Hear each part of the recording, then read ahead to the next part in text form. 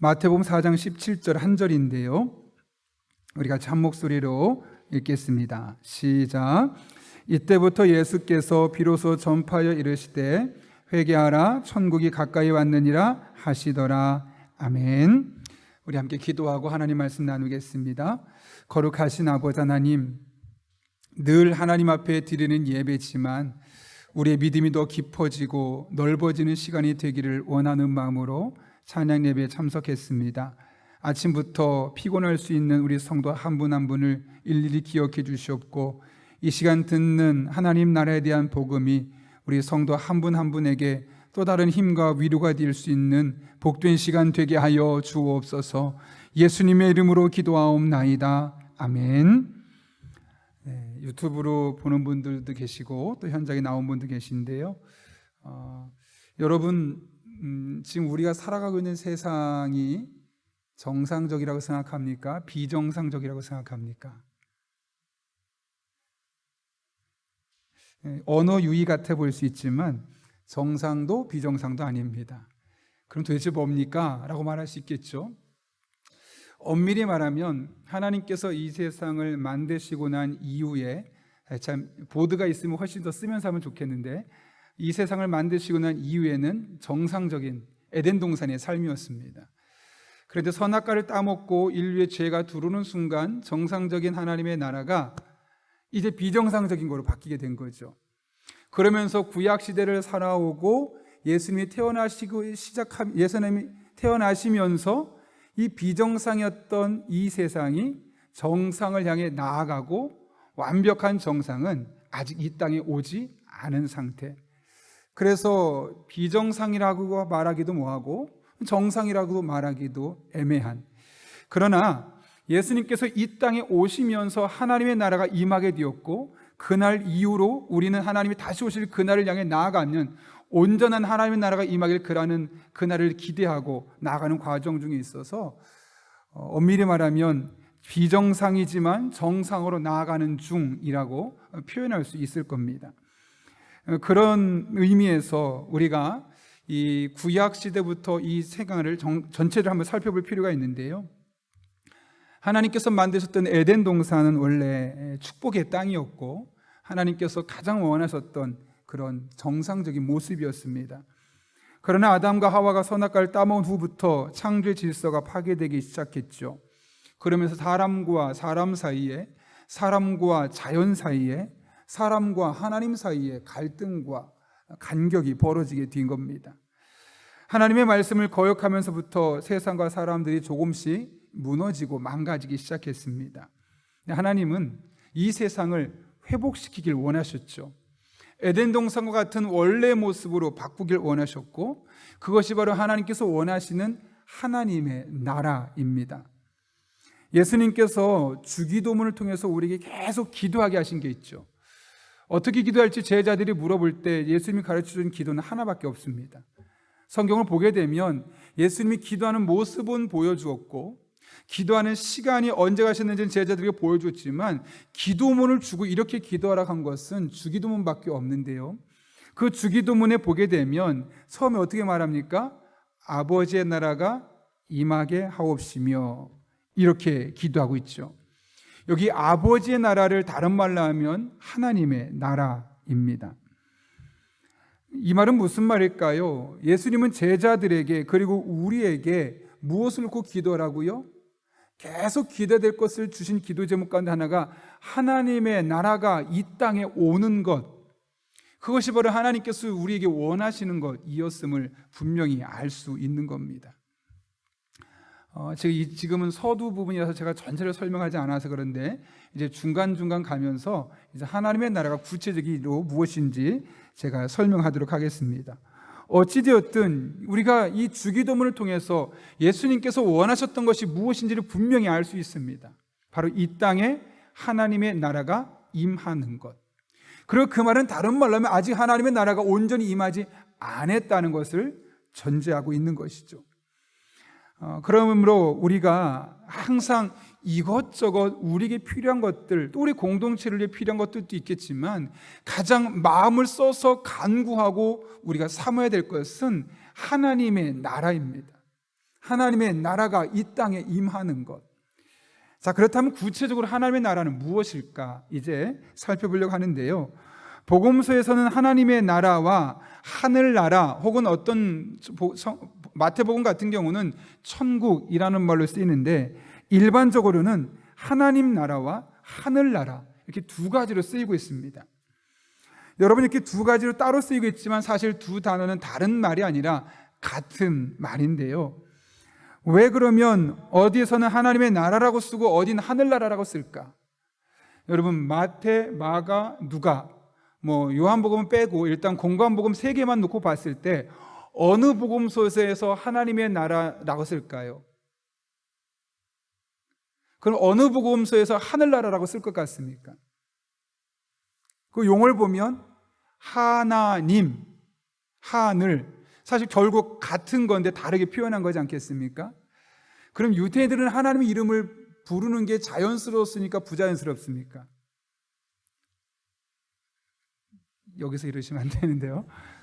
부자연스럽죠. 왜냐하면 너무나 거룩한 분인데 우리가 어떻게 감히 하나님의 이름을 부를 수 있겠느냐 해서, 히브리어 성경 가게 되면 자음만 떠서 아도나이라고 있어요.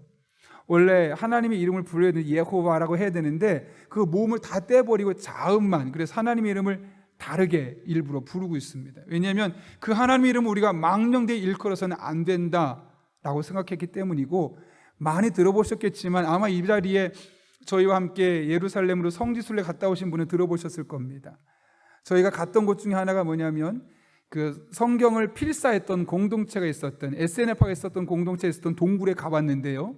거기서 이제 가이드하는 목사님께서 설명해 주기를, 저희도 이미 알고 있는 내용이긴 하지만 이 성경을 필사하던 사람들은 여기서 필사하다가 하나님이라는 말이, 이 자음이 나오게 되면 얼른 가서 목욕 제기하고 다시 왔다.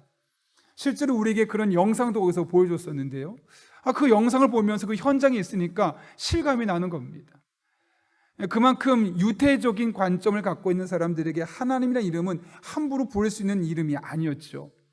그럼 그들이 하나님의 나라는 말을 쓰겠습니까? 하늘나라라는 말을 쓰겠습니까? 네, 맞죠. 하나님의 나라가 아니라 하늘나라입니다. 그래서 마태복음에 보게 되면 거의 천국 혹은 하늘나라라는 표현들을 많이 쓰고 있죠. 왜냐하면 마태복음의 수신자가 누구입니까? 유태인이죠. 그래서 족보도 보게 되면 누구부터 시작하고 있습니까? 하나님으로부터 시작해서 예수님까지 쭉 족보가 다 구약의 인물부터 하나씩 내려오고 있지 않겠습니까? 그런데 마가복음하고 누가복음은 유태인이 아닙니다. 누가 대상이냐면 이방인들입니다. 그럼 그들에게는 하늘나라 너무 모호합니다. 정확하게 하나님 나라라고 찍어줘야지 그거구나 라고 이해할 수 있는 것이죠. 그래서 주로 마가복음이나 누가복음을 가게 되면 하늘나라, 천국이라는 용어는 거의 쓰이지 않고 하나님 나라라는 용어가 아주 빈번하게 사용되고 있는 것을 보게 되는 것이죠.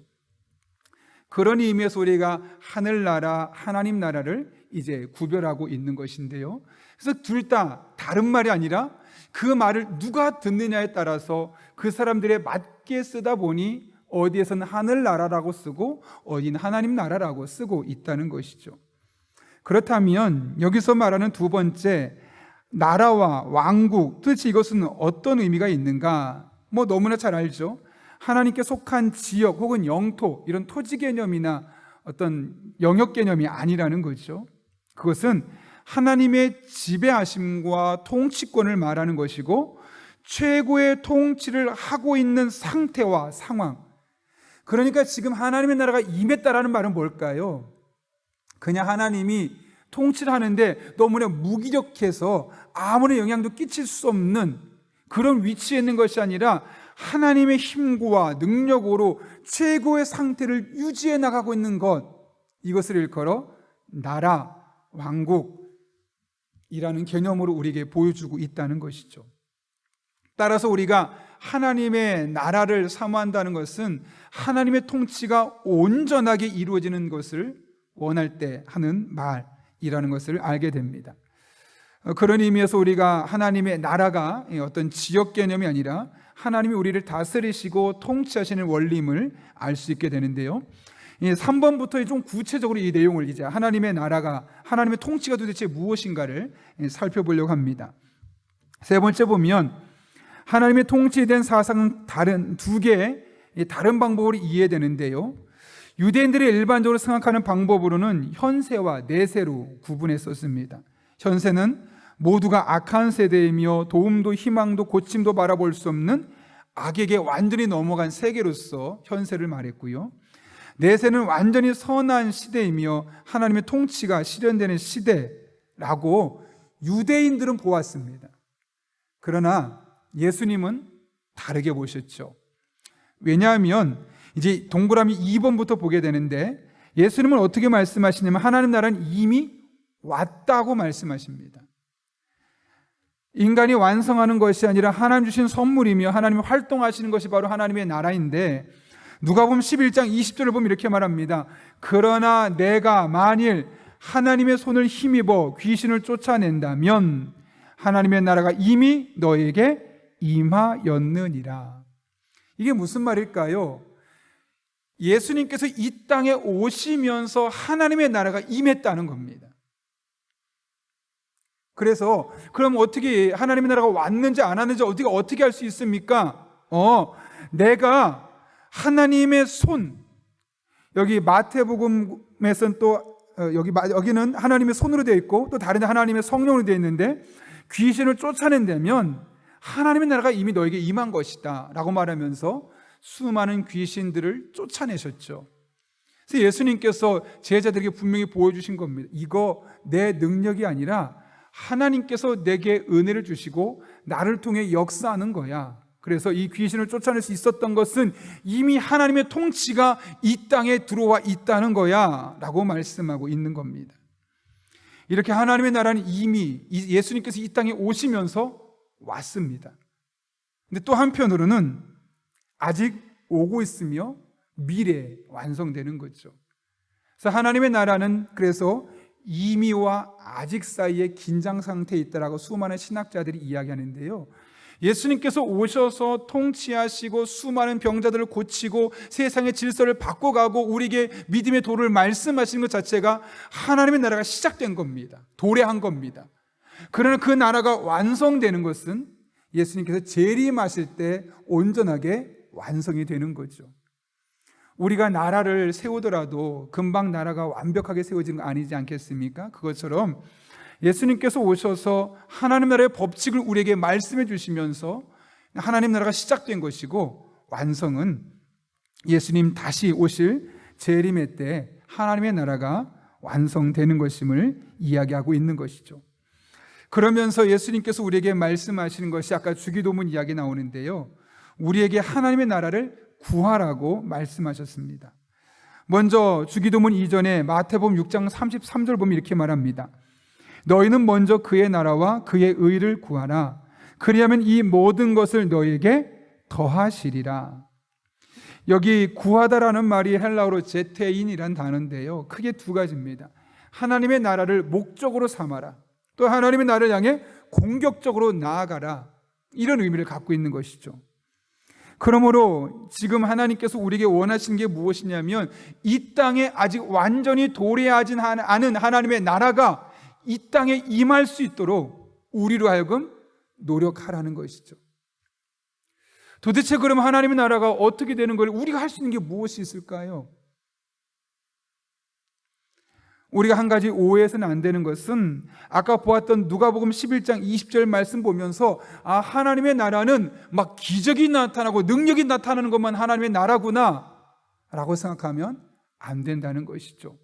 물론 기적이 나타날 수 있습니다. 능력이 나타날 수 있습니다. 귀신도 쫓겨나갈 수 있습니다. 그러나 하나님의 나라는 그런 것들도 포함하지만 궁극적으로 이 땅이 하나님께서 원하시는 모습으로 운영되어 가는 겁니다.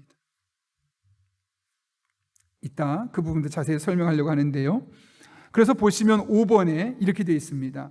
하나님 나라에 들어가기 위해서는 조건이 있다. 여기 하나님 나라 들어간다고 하니까 우리가 천국으로 가는 걸 생각하는데 그것이 아니라 이 땅의 하나님의 나라를 우리가 온전히 실천하고 그 하나님의 나라의 백성으로서 우리가 그걸 누리기 위해서 우리에게 필요한 것들이 있다는 거죠. 그것을 몇 가지를 말하는데, 첫 번째로는 어린이와 같은 마음을 소유해야 하는 것이고, 두 번째로는 남을 용서하는 마음을 의미하며, 세 번째로는 자기 동료를 극진히 돌보는 것을 포함합니다. 사실 성경을 보면 훨씬 더 많은 것이 있죠. 하나님의 나라는 먹고 마시는 것이 아니요 능력과 사랑과 기쁨, 뭐 이런 말씀도, 희락이니라 이런 말씀도 있는 겁니다. 그래서 하나님의 나라를 능력만으로, 기적만으로, 귀신을 쫓아내는 것만으로만 본다면 하나님 나라의 반쪽만을 보게 되는 겁니다. 그리고 우리가 이 하나님의 나라 안에서 온전히 살고 하나님의 통치와 질서를 이 땅에 펼쳐내는 과정 중에 우리에게 요구하시는 것이 바로 어린이와 같이 순수한 마음, 남을 용서하고 동료를 돌보는 마음. 고린도전서 15장 50절 같은 경우는 이렇게 말하죠. 형제들아, 내가 이것을 말하노니 혈과 육은 하나님 나라를 이어받을 수 없고 또한 썩는 것은 썩지 아니하는 것을 유업으로 받지 못하느니라. 여기 혈과 육이 무엇이겠습니까? 혈과 육은 흔히 말하는 영적이지 않은 이 세상의 욕심이 나를 지배하고 이 생각이 나를 지배해서 내가 행동하는 크고 작은 모든 일들을 일컬어 혈과 육이라고 할 수 있을 겁니다. 그런 세상에 가득 찬 생각을 갖고는 내가 하나님의 나라를 위한 일을 실천해 나갈 수 없다는 것이고, 나를 통해 하나님의 나라가 완성될 수 없다는 것이죠. 그래서 갈라디아서 5장 21절에 아주 구체적으로 이렇게 말합니다. 투기와 술취함과 방탕함과 또 그와 같은 것들이라 전에 너에게 경계한 것 같이 경계하노니 이런 일을 하는 자들은 하나님의 나라를 유업으로 받지 못할 것이요. 하나님의 통치하심, 하나님의 만져주심, 하나님의 새롭게 하심, 하나님의 은혜 주심이 하나님의 나라인데, 투기와 술취함과 방탕함과 그와 같은 것들을 하며 살아가는 사람들은 하나님 나라를 온전히 누릴 수 없다는 것이죠. 그런 의미에서 우리가 하나님 나라의 은혜를 누리기 위해서는 우리의 일상적인 삶의 모습도 우리가 부인할 수 없는 겁니다. 혈과 육, 이 세상의 정욕과 이 세상의 욕심과 자랑거리들을 추구하며 그것이 삶의 목표가 되어 살아가는 사람은 궁극적으로 말하면 하나님 나라 안에서 누릴 수 있는 이 하나님 나라의 이 가치들을 경험하지 못한다는 것이죠. 그러나 반대로 오히려 하나님 나라에 나아가는 과정 중에 이렇게 우리가 더 영적인 것을 추구하고 하나님 원하시는 삶의 모습들을 말씀 따라 살아가다 보면 자연스럽게 하나님께서 우리 인생의 통치자가 되어주시고 우리를 다스리시는 것을 우리가 경험할 수 있게 된다는 겁니다. 그런 의미에서 여러분, 제가 앞부분에서 구체적으로 설명하지는 않았는데 하나님의 나라라는 건 우리에게 정말 소중한 겁니다. 여러분 생각해 보십시오. 만약 여러분이 필리핀이라는 나라에 살고 싶습니까? 우리나라에 살고 싶습니까? 우리나라죠. 필리핀은 당장 다른 거 다 떠나서 이제 두테르테가 내려오긴 했지만 두테르테 같은 대통령, 그런 사람이 대통령이 되어서 나라를 다스리는 것과, 물론 우리나라 대통령도 지금 많이 미숙한 부분이 있지만 상대적으로 보면 어느 나라에 살고 싶습니까? 어느 나라 백성으로 살고 싶습니까? 당연히 우리나라죠. 방글라데시나 여러분이 아시는 말레이시아나 이런 곳에 가면 정치인들이 얼마나, 그리고 왕들이 얼마나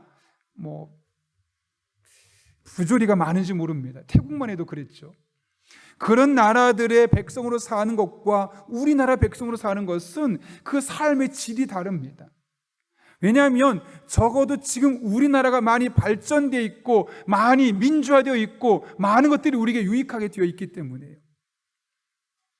하나님 나라의 백성으로 산다는 것은 바로 이런 것 같습니다. 하나님께서 왕이 되어주시고 하나님이 대통령이 되어주셔서 이 나라의 법칙들을 움직여 나가는 겁니다. 그래서 노력한 사람이 힘을 얻고 불로소득이 줄어들고 최대한 그렇게 하나님이 원하시는 통치 원리에 따라서 이 세상이 운영되는 세상과, 그것이 아니라 인간의 본성과 인간의 이기심이 왕이 되어서 다스리는 곳, 둘 중에 한 곳을 선택한다면 당연히 우리는 하나님의 통치 원리가 이루어지는 그곳에서 살고 싶어하는 것이 정상 아니겠습니까? 그런 의미에서 우리가 지금 하나님의 나라 살고 있다는 것은 정말 귀한 것이고 다른 사람은 얻지 못하는 특별한 혜택입니다. 예수 믿지 않는 사람은 경험할 수 없는 특별한 은혜를 우리가 이미 하나님의 나라의 원리를 살고 있다는 것만으로도 우리가 누리고 있다는 것을 의미하고 있는 것이죠. 그래서 사실 우리에게는 늘 감사할 것밖에 없는 겁니다.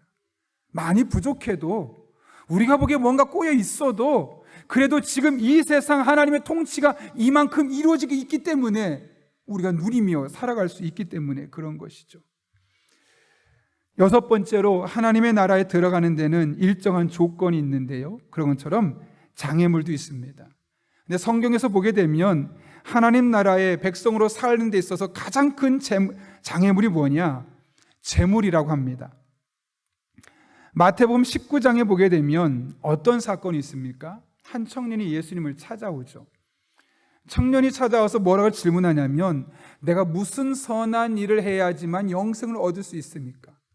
청년의 때 예수님을 찾아와서 이와 같은 질문을 던졌다는 것은 예사 청년이 아니라는 것을 의미합니다. 예수님께서 뭐라고 말씀하십니까? 너의 소유를 다 팔아서 가난한 사람들에게 주어라. 그리고 너는 나를 따라와라. 여러분, 만약 주님께서 여러분에게 그것을 말씀하신다면 여러분 어떻게 하겠습니까? 여러분이 소중하다고 생각하는 것들, 집 팔고 땅 팔고 조금 모아놓은 재산 다 다른 사람 다 나눠주고 이제 나하고만 살자, 나를 따라와 라고 말씀하신다면 아멘 하고 따라가겠습니까? 잠깐만요, 이거 빨리 팔아서 돈으로 바꿔올게요 라고 하겠습니까? 이 청년이 어떻게 했다고 말합니까? 그 청년이 재물이 많음으로 이 말씀을 듣고 근심하며 가니라. 이 말은 뭘까요? 영생을 얻겠노라고 예수님을 찾아왔는데 그 문제는 해결받지 않고 그냥 마음에 근심만 하고 돌아갔다는 겁니다. 그런데 그 이유에 대해서 너무나 선명하게 말씀하죠. 그 청년이 재물이 많아서. 다른 말로 해볼까요? 돈을 포기할 수 없어서. 만약 다른 말로 해서 이 청년에게 돈이 없었다면 어떻겠을까요? 금방 따라갔겠죠. 그러니까 결국 우리가 살아가면서 이 세상에 하나님의 나라, 하나님의 통치 원리가 이루어지게 하는 데 있어서 가장 큰 장애물이 대부분 돈인 경우가 많습니다. 물론 재물 자체가 죄는 아닙니다. 물질도 잘 쓰면 우리에게 필요해서 하나님이 주신 것이죠. 그러나 그것이 우리가 이 땅에 하나님의 나라를 이뤄가는데 커다란 위협들이 되는 겁니다. 여러분, 그런 얘기 들어보셨죠? 강남에서 목회하는 목사님들은 부동산 얘기 절대로 못한다고. 땅 팔아서 어려운 사람 나눠주라는 얘기 절대 설교 못한다고 그래요. 그럼 그 다음 주에 쫓겨난다고. 왜냐하면 그분들이 신앙생활 하는데, 믿음생활 하긴 하는데 그분들의 가장 큰 관심 뭐냐면 이 강남에서 살 수 있는 돈, 재산 포기할 수 없다는 거예요. 설교 시간에 그래서 함부로 얘기하면 왜 우리 그 돈을 갖고 우리한테 뭐라 하느냐라고 말하면서 항의한다는 거죠. 그래서 강남에서는 돈 설교하면 절대 안 된다, 특히 부동산, 재산 얘기하면 안 된다라고 말할 정도로 목회자들 세계에서 어느 정도 불문율처럼 회자되고 있는 내용 중에 하나입니다. 여러분, 만약에 이 땅의 그리스도인들이 다 떠나서 한국에 있는 그리스도인들이 부동산, 투자는 괜찮은데 투기하지 않고 돈을 자신만을 위한 이득을 위해만 쓰지만 않고 나누는데 조금만 더 마음을 연다면 얼마나 많이 이 세상이 달라지겠습니까? 제가 볼 땐 소망교회 있는 사람들만 자기들 이 지갑만 열어도 한국이 얼마나 많이 달라지는지 모릅니다. 절대 열지 않습니다. 그래서 이 땅에 하나님의 통치 원리가 이루어져야 되는데 못 이루어지는 겁니다. 여러분, 하나님의 통치 원리가 뭐겠습니까? 부자도 없고 가난한 자도 없고. 제가 사회주의자가 아닙니다. 사회주의자가 아니라 성경에서 물론 조금 더 부유한 사람이 있죠. 성경에서 말하죠. 가난한 사람이 끊어지지 않을 거라고 말하죠. 그러니까 부의 편차는 있습니다. 그런데 그것이 너무 격차가 벌어져서 상대적인 박탈감과 상대적인 우월감을 갖게 되는 이런 일들은 하나님 나라의 법칙이 아니죠. 어쩔 수 없는 하나님 주신 지혜와 능력과 자신이 갖고 있는 조건으로 말미암아 약간의 저울질 같은 그런 시소 현상은 일어날 수는 있을 수밖에 없지만, 너무나 갭이 벌어져서 살기 힘든 세상이 되는 것은 하나님께서 원하시는 모습이 아닙니다. 하나님 나라의 통치 원리가 아닙니다. 그렇다면 우리 그리스도인들이 해야 할 일은 너무나 자명합니다. 저는 더 이상 깊게 얘기하지는 않겠지만 오늘 청년의 이야기를 곱씹어 봤으면 좋겠습니다. 영생을 얻고 싶다고, 내가 진짜 예수님 따르는 믿음의 사람 되고 싶다고 찾아왔는데 그냥 근심하고 돌아갔습니다. 근데 그 이유가 다른 데 있는 것이 아니라 재물이 많아서, 포기할 수 없어서, 이거 누리고 싶어서, 내가 여기까지 얼마나 힘들어서 모았는데 이거 누려야지.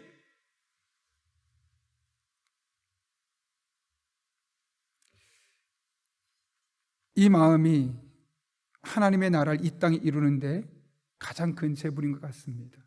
우리나라도 장애물인 것 같습니다. 우리나라가 사실 이것을 너무나 고스란히 보여주고 있지 않습니까?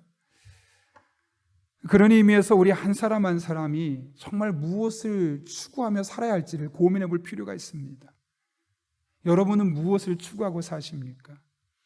예수님께서 주기도문에 넣으셔서 매일매일 기도라고 말씀하셨던 하나님의 나라가 이 땅에 임하시오며, 정말 그걸 사모합니까? 아니면 여러분의 왕국을 사모하십니까? 제가 여러분을 책망하고 핀잔 주자는 게 아니라 한번 생각해 보자는 겁니다. 우리의 궁극적인 목표가 무엇이 되어야 할 것인가? 정말 하나님의 나라였는가? 아니면 내 왕국이었는가? 내가 좀 더 편안하고, 내가 근심 걱정 없이 그냥 내가 원하는 대로 살고 싶었던 나의 왕국을 건설하는 것이 목적이었는가? 아니면 하나님의 나라가 목적이었는가를 우리가 진지하게 고민해 볼 필요가 있는 겁니다. 적어도 우리가 그리스도인이고 예수님을 따르는 사람이라고 말한다면, 예수님께서 주기도문에 넣어주시면서까지 기도하라, 너희는 이렇게 기도하라 라고 말씀하셨던 그 하나님의 나라가 우리의 지향점, 제태인, 목표가 되고 공격적으로 그것을 추구하기 위해서 살아가야만 하는 것이지요. 다른 교회 모르겠습니다. 그러나 적어도 우리 교회만큼은 그랬으면 좋겠습니다. 우리 교회만큼은 늘 하나님의 나라가 무엇인지를 명확하게 알고, 우리가 이 땅에 존재하는 이유는 완벽한 하나님의 나라가 오시기 전에 이 땅에 하나님이 다스리는 통치 원리가 그대로 실현되도록 세상의 원리가 아닌 하나님의 원리를 이 세상에 하나씩 뿌려놓는 것, 그 사실을 늘 기억하며 살아가는 저와 여러분 한 분 한 분 될 수 있기를 예수님의 이름으로 축원합니다. 이제 구체적으로 주기도문을 통해서 보는 하나님의 나라에 대해 이거는 좀 우리가 예전에 주기도문 설교도 했었기 때문에 제가 짧게 언급하며 넘어가도록 하겠습니다. 주기도문을 보게 되면 하나님의 뜻이 하늘에서 이루어진 것 같이 땅에서도 이루어진 상태가 바로 하나님의 나라인데요. 여러분, 우리가 하나님 나라의 국민이 된다는 것은 하나님 나라의 법을 받아들이고 순종해야 한다는 것을 의미하죠. 그리고 그 나라는 인간과 하나님과의 인격적인 것이 되었다는 겁니다. 결국 하나님의 나라라는 이야기는 다른 말로 하면 내가 하나님과 인격적인 관계를 맺으면서 하나님 주시는 지혜와 능력과 통찰력으로 이 세상을 위해 살아가는 것, 이것이 바로 하나님의 나라의 필수적인 요소라는 것이죠. 하나님 없이 여러 사람들의 의견을 듣고 이 시대의 흐름을 따르고 시대의 상황에 맞춰 살아가는 것이 하나님의 나라가 아니라는 겁니다. 세 번째로는 하나님의 나라는 예수님을 통해서 인간의 생활에, 그리고 이 세상에 들어왔습니다.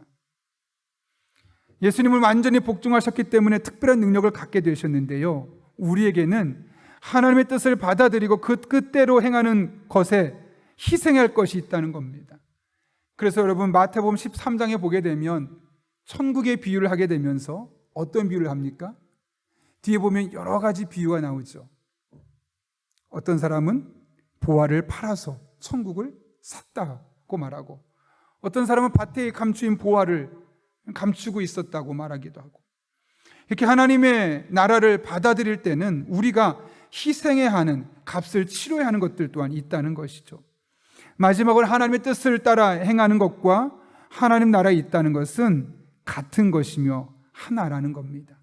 결국 내가 하나님 나라의 백성입니다라는 말은 다른 말로 하면 하나님의 뜻을 따라 살고 있습니다. 그리고 이 땅에 하나님의 뜻을 하나씩 둘씩 실천해 나가고 있습니다. 그리고 이 땅에 하나님의 뜻이 온전하게 이루어지도록 만들어가고 있습니다 라는 것을 의미하는 것이죠. 제가 어제 새벽에 설교 때도 이야기했는데요, 예수 믿는 사람은 잘 돼야 합니다. 돈 많이 버십시오. 높은 직급에 올라가십시오. 성공하십시오. 그러나 그 목적이 너무나 분명합니다. 하나님의 뜻을 이 땅에 이루려면 이 세상의 원리가 적어도 힘이 필요하기 때문에요. 영향력이 필요하기 때문에요. 그래서 어쩔 수 없이 이 세상을 바꾸기 위해서는 우리 믿음의 사람들이 영향력 있는 자리에 가서 사람들에게 영향력 있는 메시지를 전해야 되는 겁니다.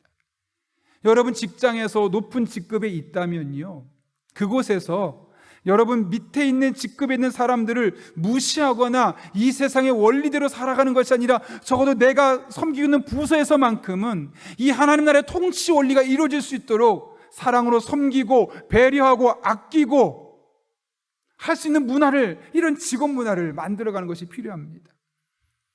혹시 여러분 중에 사업장을 운영하는 분이 계시다면 그 사업장이 다른 사업장과 다르게 뭔가 다르다, 근데 다른 것이 아니라 하나님의 선한 뜻이, 하나님의 이 말씀을 통해 우리에게 날마다 들려지는 하나님의 선한 뜻이, 이 믿음의 원리들이 그곳에서 하나씩 하나씩 뿌리를 내릴 수 있도록 하는 것, 그것이 바로 우리가 하나님의 뜻을 이루는 것이고 그것이 바로 하나님의 나라입니다. 하나님께서 그래서 우리를 그곳으로 보내신 겁니다. 하나님께서 그래서 우리에게 지혜도 주신 것이고요, 그래서 하나님이 그래서 우리에게 다른 사람에게 없는 능력도 주시는 겁니다. 이 목적을 잘 헤아려야지만 우리가 이 세상에서 하나님 나라의 통치 원리를 가지고 살아가는 거죠. 가정이라고 다르겠습니까? 여러분, 남편이 할 일이 무엇이겠습니까? 아내가 해야 될 일이 무엇이겠습니까? 자녀로서 마땅히 해야 할 일과 부모로서 자녀에게 해야 할 일이 분명히 있습니다. 유교적인 사고 말고요, 불교에서 말하는 사고 말고요, 성경에서 말하는 하나님의 뜻이 우리 가정에 이루어지도록 하기 위해서 나를 그곳에 보내신 거죠. 그럼 우리 가정은 하나님의 나라가 되는 겁니다. 하나님의 나라라고 너무 크게 보고 뭔가 너무 이상적으로 볼 필요 없습니다. 내가 속해 있는 그곳에 하나님의 통치 원리가 이루어지고 하나님의 말씀과 뜻이 그대로 이루어지도록 만들어가면 그것이 바로 하나님의 나라가 임하는 것이고 우리는 하나님의 나라의 백성으로서 제대로 잘 살아가고 있는 것이죠.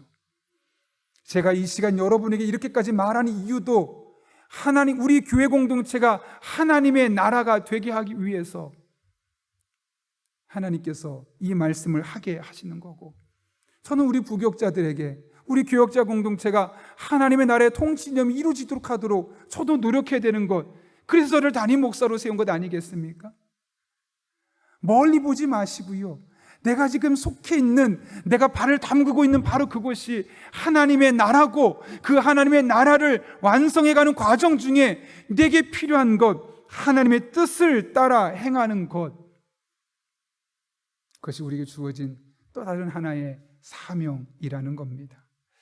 바라기는 저도 여러분도 늘 하나님의 나라, 그동안 너무 추상적인 개념으로서 하나님의 나라를 생각해 왔는데, 이 하나님의 나라가 추상적인, 그리고 우리가 죽고 나서 가게 되는 천국의 개념이 아니라 이 땅에 하나님의 통치와 다스림과 하나님의 원리가 실천되는 것이라는 사실을 알고 우리들의 삶에서 하나님의 뜻을 행하고 하나님께서 원하시는 삶의 모습을 갖추며 살아갈 때 여러분이 속한 곳마다 하나님 나라 될 수 있기를 예수님의 이름으로 축원합니다. 우리 함께 기도하겠습니다. 기도한 이후에 함께 우리 찬송하고 마지막으로 기도하려고 하는데요. 거룩하신 아버지 하나님, 오늘도 우리를 주님 전에 불러주시고 하나님 나라, 예수님께서 선포하셨던 하나님의 나라, 예수님께서 주기도문을 통해서 우리에게 그렇게 말씀하고 싶었던 하나님의 나라가 무엇인지를 알게 하시고, 이 하나님의 나라를 우리로 하여금 사모하게 하시고, 이 하나님의 나라를 이뤄가는 것이 우리의 사명임을 알게 하신 은혜 진심으로 감사를 드립니다. 우리의 가정이, 우리의 교회가, 우리의 직장이, 우리의 모든 삶의 터전이 우리로 말미암아 하나님의 나라가 되게 하여 주옵소서. 예수님의 이름으로 기도하옵나이다. 아멘.